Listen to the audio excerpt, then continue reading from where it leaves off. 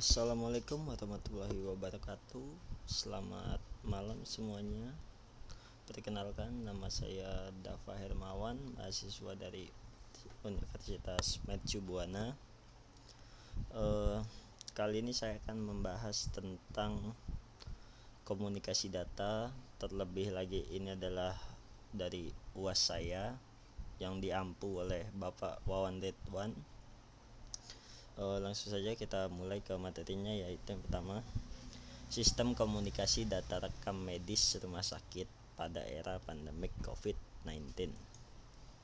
Nah, sebelumnya saya akan memberikan pernyataan bahwa jawaban UAS ini yang saya kerjakan adalah hasil analisa saya sendiri dan berdasarkan referensi yang saya cari sendiri. Latar belakang yang pertama adalah rekam medis meliputi catatan-catatan data pasien yang dilakukan dalam pelayanan kesehatan. Catatan-catatan tersebut sangat penting dalam pelayanan bagi pasien karena dengan data yang lengkap dapat memberikan informasi yang cukup jelas dalam menentukan keputusan baik pengobatan, penanganan, tindakan medis dan yang lainnya. Nah, pembahasan yang pertama yaitu adalah Computer Based Patient Record atau disingkat dengan CPR. CPR didefinisikan sebagai kumpulan informasi kesehatan untuk satu pasien yang dihubungkan oleh pengidentifikasi pasien. CPR dapat mencakup sedikitnya satu episode perawatan untuk pasien atau informasi perawatan kesehatan selama periode waktu yang lama. CPR awalnya berfokus pada fungsi-fungsi seperti peringatan medis, pesanan obat-obatan, menyediakan data terintegrasi tentang pendaftaran, penerimaan, perincian keuangan pasien, dan mencatat informasi dari perawat, laboratorium, radiologi, dan farmasi. Nah, meskipun bentuk rekam medis berbasis komputer ini diimplementasikan dalam berbagai pengaturan, fokus pada pertukaran informasi kesehatan masih terbatas pada fasilitas rawat inap. Nah, kali ini saya akan mencoba memberikan informasi tentang yang lebih baik daripada CPR tadi, yaitu adalah Electronic Health Record, yaitu EHR. Dalam lingkungan saat ini umumnya diterima sebagai catatan kesehatan longitudinal dengan entry oleh praktisi kesehatan di lokasi di mana perawatan diberikan. Nah, catatan kesehatan elektronik ini meliputi banyak hal, diantaranya adalah informasi kesehatan pribadi milik seseorang, juga dapat diakses secara elektronik oleh penyedia layanan kesehatan selama masa hidup dan memiliki ruang lingkup yang luas, baik rawat inap, rawat jalan di mana pasien menerima perawatan. Nah, kesimpulan dari yang dua tadi itu adalah lebih baik rumah sakit pada umumnya mengganti catatan medisnya menggunakan Electronic Health Record (EHR) karena ini sudah terbukti jauh lebih ampuh dibandingkan yang versi sebelum-sebelumnya. Ya. Siapapun bisa mengakses data kesehatan tersebut, antara dokter dan pasien juga. EHR memiliki ruang lingkup yang lebih luas dibandingkan CPR. Nah, skema dari EHR mempunyai komponen yang mendukung jalannya, yaitu data pasien terintegrasi, dukungan putusan klinik, pemasukan pemerintah klinikus, akses terhadap sumber pengetahuan, dan dukungan komunikasi terpadu. Nah, juga adanya penunjang nih dari infrastruktur EHR nih tipe, karena keyboardnya otomatis ke Inggris.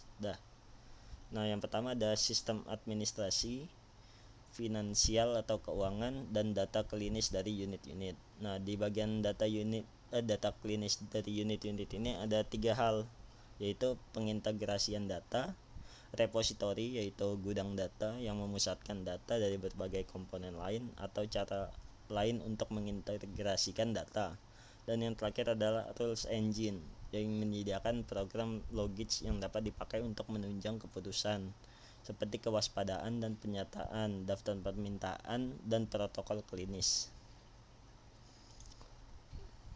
Nah, bagian sumber pengetahuan terdapat 2 hal. Yang pertama adalah gudang data spesifik yang dapat diproses, yakni data agregat dan data yang akan dianalisis yang menghasilkan informasi yang amat berguna. Nah, yang kedua memperoleh data dalam waktu yang tepat bagi pelayanan dan kemampuan untuk mengakses data, aturan dan proses data melalui data agregat dan analisis data. Berikut adalah timeline pengerjaan proyek daripada hal IHR yang di atas bersama dengan dua proyek yang lainnya. Bisa terlihat dengan cukup jelas dari alur-alurnya. Oke. Dan ini adalah sumber referensi yang saya dapatkan dari internet. Oke. Lanjut. Nah, untuk yang kedua, saya akan membawakan materi tentang komunikasi data dalam model pemilihan umum digital. Nah, untuk latar belakangnya adalah teknologi virtual private network, yaitu jaringan pribadi yang tidak bisa diakses oleh jaringan non pribadi, namun menggunakan medium non pribadi, semisal internet untuk menghubungkan antar masing-masing titik secara aman. Dalam penggunaan teknologi virtual private network perlu penerapan teknologi tertentu, sehingga meskipun menggunakan medium yang umum, tetapi traffic atau lalu lintas antar remote site tidak dapat disadap dengan mudah, juga tidak memungkinkan pihak lain untuk menyusupkan traffic yang tidak semestinya ke dalam remote site. IP/MPLS, Internet Protocol Multi Protocol Label Switching, merupakan layanan komunikasi data dalam bentuk dedicated licensed channel berbasis IP dengan keunggulan utama any-to-any connection yang dapat disesuaikan dengan jenis traffic yang dilewatkan. Nah, pengenalannya, apa sih VPN IP MPLS itu? Nah, VPN IP MPLS itu adalah layanan komunikasi data any-to-any connection berbasis IP multi protocol label switching. Layanan ini memiliki kelebihan dibandingkan dengan layanan komunikasi data melalui licensed line maupun layanan VPN berbasis frame relay. Nah, berikut adalah skema dari pemilihan umum digital yang sudah diperkenalkan oleh pemerintah. Saya akan coba menjelaskan sedikit demi sedikit. Nah, yang pertama adalah otorisasi, kedua pemindaian, yang ini berkas dari para paslon mungkin ya benar paslon. Kita pindai dulu datanya berdasarkan yang pertama tadi, lalu kita pengenalan karakter, juga kita selanjutnya verifikasi, kita memverifikasi datanya, lalu kita beri watermarking pada berkas gitu, encryption biar pengamanan agar lebih aman datanya atau filenya semacamnya. Lalu kita berikan kepada pengirim berkas menggunakan VPN untuk mengirim watermark yang tadi agar lebih aman lagi ketika pengiriman file. Nah, habis menggunakan VPN mengirim yang tadi itu penerima itu dilanjutkan untuk mendekompresi yang tadi watermarking yang tadi itu kan dikasih semacam key private gitu ya. Nah, yang penerimanya ini membuka dengan password yang sesuai. Nah, setelah sesuai dia akan memverifikasi yang verifikasi berkas yang tadi. Kemudian dia untuk alternatifnya dia akan mengirim email kembali kepada operator untuk dicocokkan datanya dengan pusat. Nah, selanjutnya jika sudah diverifikasi, data itu akan diberikan kepada data TPS disebutnya. Nah, data TPS ini akan dilanjutkan lagi ke server. Dari server dia akan diupload pada web status agar tujuannya semua orang dapat melihatnya hasil dari polling misalnya gitu. Nah, di uploadnya tuh ke internet, jadi semua orang yang pakai internet bisa ngelihat hasil data misal quick count gitu. Jadi penggunaan VPN di sini sebenarnya cukup penting karena untuk agar oknum-oknum gitu dia tidak menyalahgunakan data yang ada gitu loh. Oke, lanjut. Nah, pertanyaannya nih, VPN tuh aman gak sih digunain? Nah, penjelasannya adalah VPN bisa mencegah peretas masuk ke jaringan, berarti ini aman ya. cukup aman untuk saat ini. VPN membuat kita tidak khawatir ketika menggunakan wifi publik, dan juga ketika menggunakan VPN kita tidak benar-benar anonim. Jadi misalnya kamu tinggal di Singapura, tapi karena menggunakan VPN kamu menggunakan IP Amerika, maka yang terbaca adalah IP Amerika tersebut gitu. Nah, adakah solusi lain selain VPN? Nah, jawaban menurut saya yang telah saya cari referensinya adalah Psipon Pro. Nah, Psipon Pro itu kayak aplikasi berkode terbuka yang didesain untuk membantu jutaan pengguna seluruh melewati sensor negara tertentu. Misal kamu pengen akses Reddit nih, nah kan itu diblok oleh Indonesia pemerintah. Nah, ketika kita menggunakan aplikasi Psipon, itu akan bisa langsung terbuka melewati sensor gitu. Oke, lanjut. Apa saja dari kelebihan dari Psipon? Nah, apa ya ini? Benar sih ini Psipon. Nah, di kelebihan Psipon adalah peramban tambahan. Nah, selama ini pada aplikasi VPN hanya berfungsi untuk pembobol situs blokir saja. Nah, seperti yang saya sebutkan sebelumnya. Nah, tapi ketika kita pakai aplikasi Psipon, kita bisa nambahin jadi peramban gitu.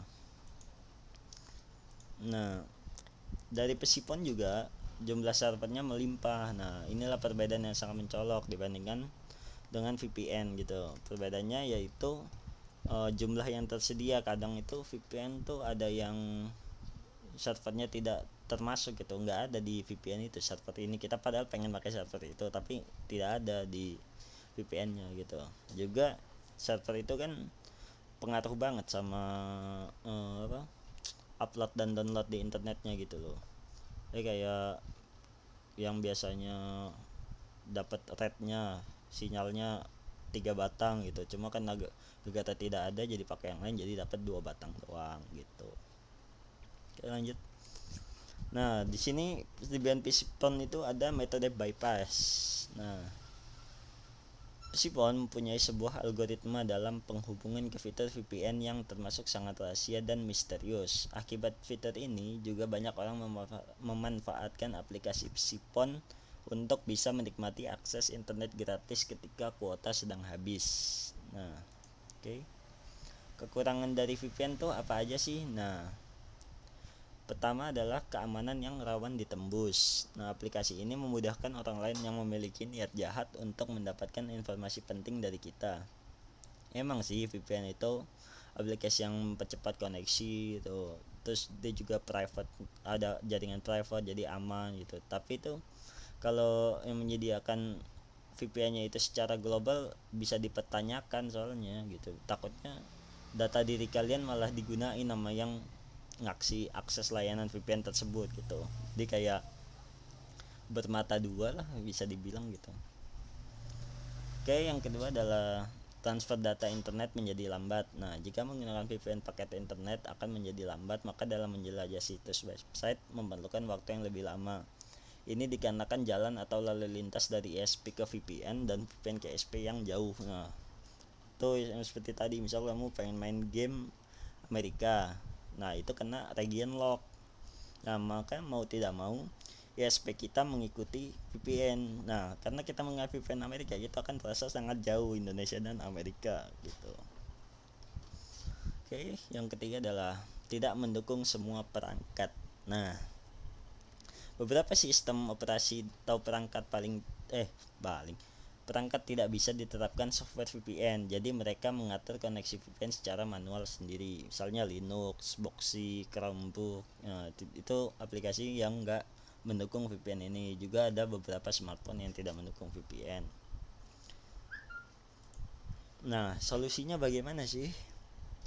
Pada bagian keamanan, jika kita merasa segan menggunakan VPN untuk mengakses hal yang terblok, kita juga bisa nih pakai metode DNS. Kita hanya perlu mengubah DNS ke settingan Google publik atau 1111. Nah, itu seperti aplikasi pengatur DNS pribadi gitu kalau 111 ingat saya. Nah, agar jaringan yang didapat tetap stabil saat menggunakan VPN, alangkah baiknya mengecek server mana yang kita gunakan. Permasalahan kadang terjadi ketika mengakses server yang jauh. pilihlah server terdekat di mana kita berada. Seperti yang tadi saya bilang, yang Indonesia Amerika itu lumayan jauh soalnya, jadi agak lemot jika menggunakan server Amerika. Bagaimana jika perangkat tidak support dengan aplikasi VPN? Nah, masalah ini menggunakan versi sesuai standar handphone milik kita atau versi yang tersedia. Namun jika tetap ada, coba aplikasi VPN yang lain sesuai spesifikasi dari perangkat kita, atau bisa menggunakan sipon seperti yang rekomendasikan tadi. Nah, di sini saya akan menjelaskan skema dari solusi 1111. Nah, di DNS 111 ini diluncurkan Cloudflare pada Senin tanggal 1 bulan 4 2018 lalu, karena ia memiliki respon 10,95 milidetik yang diklaim tercepat di dunia. Cara setting DNS ini di perangkat Android, iPhone, macOS, atau Windows untuk browsing lebih cepat dan aman pun tak sulit. Ini adalah contoh pengaplikasian pada Android. Nah, setting di Android menggunakan IP statis untuk menggunakan server DNS khusus. Cloudflare merekomendasikan konfigurasi DNS pada router yang akan disambungkan ke perangkat. Setelah itu kita pilih jaringan WiFi yang ingin digunakan, lalu membuka browser yang ingin digunakan. Nah, di sini saya menggunakan Chrome, jadi tinggal masuk ke bagian pengaturan, lalu pilih Privacy and Security, kemudian pilih Use Secure DNS, dan langkah terakhir yaitu mengklik Cloudflare 111. Nah, di situ ada berbagai macam pilihan, ada Google Public DNS, Cloudflare, bawaan gitu. Bisa custom juga dia, cuma karena saya menggunakan 111 jadi saya pilih dia. Nah, ini adalah timeline project yang telah saya gunakan untuk uji coba aplikasi 111. Oke, lanjut ke referensi ini. Referensi yang saya gunakan untuk membawakan materi tersebut.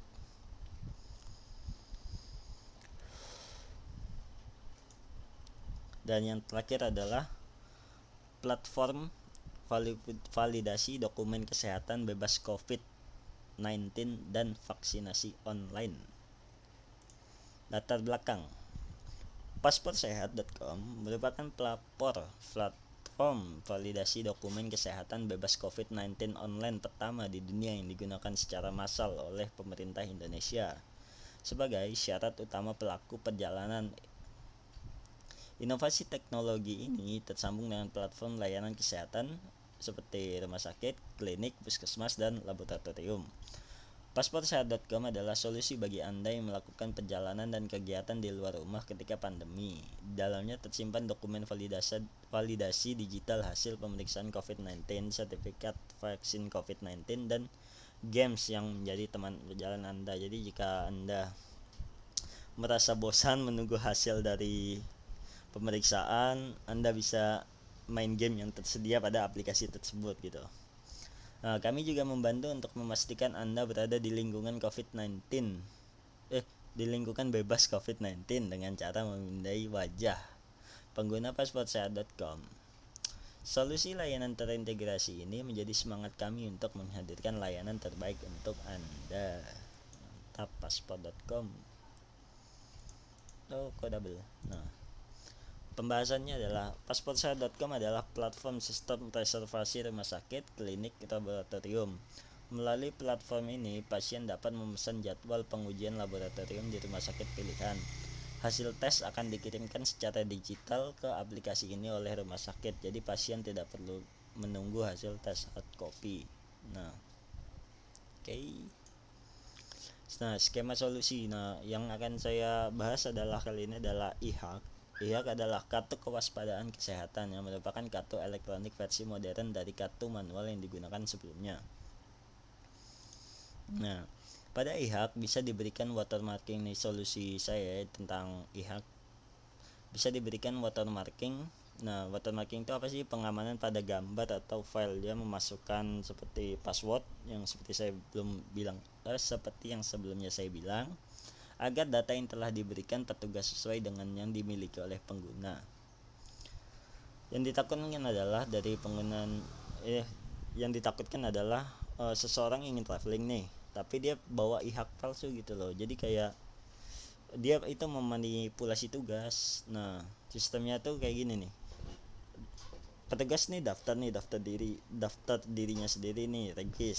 Set, udah selesai, dia kan dapat kartu digital. Nah, untuk yang lebih amannya nih solusinya, petugasnya itu memberikan semacam key ID. Nah, key ID ini nanti kita cocokkan pada saat pendaftaran. Jadi ketika petugas melihat, oh ini data nama, iya data nama, tanggal lahir, tempat tinggal sama semua nih. Nah, tapi nanti ada yang membedakan, itu apa? Key ID. Nah, key ID ini dibuat oleh petugas, pengguna tidak akan bisa menggunakan itu.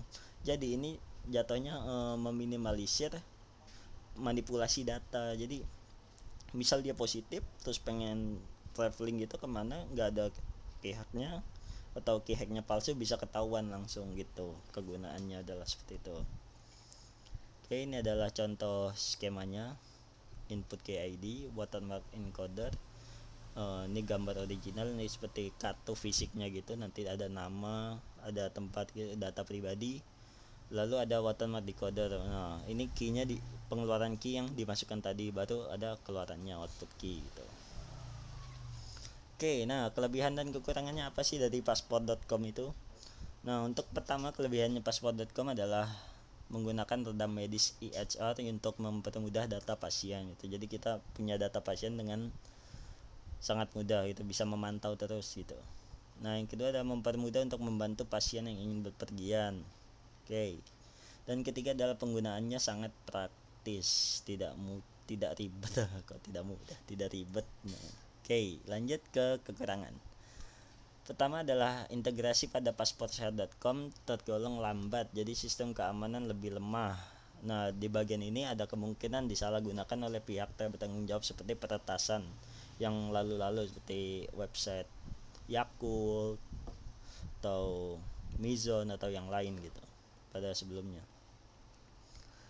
Nah, pada user free ini saya bahas tentang isinya sih. Setelah login kelihatan jelas itu. Pada user free terdapat banyak kekurangan fitur seperti data storage, register data, jadi dia tidak tersedia. Fitur ini hanya dimiliki oleh yang premium saja gitu. Untuk solusinya adalah, yang pertama adalah perlu dilakukannya persamaan fitur pada aplikasi. Nah, yang kedua adalah perlu diadakannya 2FA, nah 2 factor authentication, yaitu menggunakan password dan security code. Jadi orang yang ingin login ke aplikasinya, dia akan memasukkan security code, misal 6 digit gitu. Jadi setelah masukin ID, habis password, habis itu ada security code gitu. Jadi lebih aman lagi untuk aplikasinya gitu. Nah, ini ada timeline yang terakhir. Dan juga ini adalah referensinya. Cukup sekian dari saya, wabillahi taufik walhidayah. Wassalamualaikum warahmatullahi wabarakatuh. Mohon maaf apabila ada kesalahan.